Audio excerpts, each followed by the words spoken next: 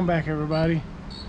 This isn't really how we wanted to introduce our new boat, the Wild Blue Whaler, to everybody, but here we are. We got this boat.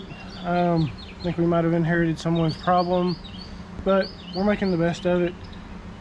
When we got it, we put it in the water and it just wouldn't go. It ran perfect on the trailer. You could hook water to it. It ran great.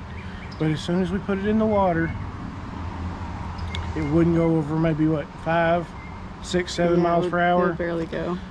Just barely pushed itself. So I got to doing some research, and a lot of people let these boats set up, and the fuel system is the normal culprit. So there's usually a tank that sits right here with a high pressure fuel pump in it. That's the main cause usually.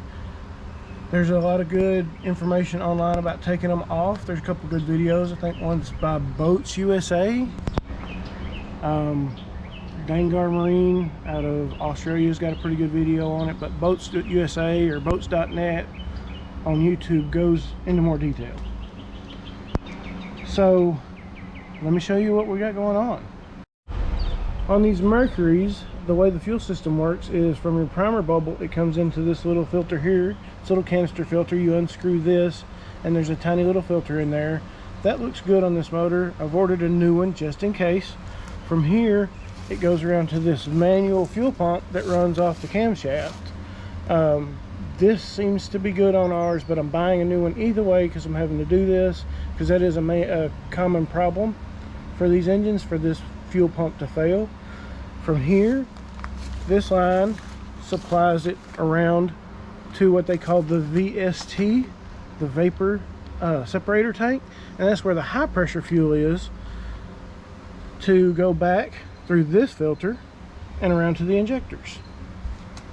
And I'm pretty sure that VST tank is what's failed. If you give me just a minute, I'll go grab it and show you what is the deal with it.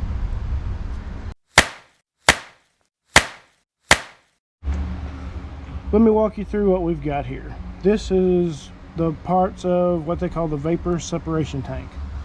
These two halves bolt together like this. On the engine, it sits right there. And what goes wrong with these is people let this set and it corrodes. See all that stuff down in there? I don't know if you can see it, but that's all corrosion. That's all not good.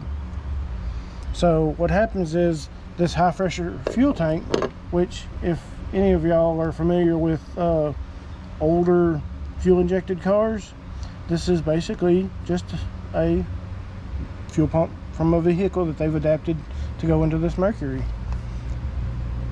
And this is a screen. This is supposed to be screen on both sides. You can see that it's deteriorated to where it's not screening anything, and I believe this fuel pump just was not pumping enough pressure like it was supposed to. I mean, it's just completely eaten away.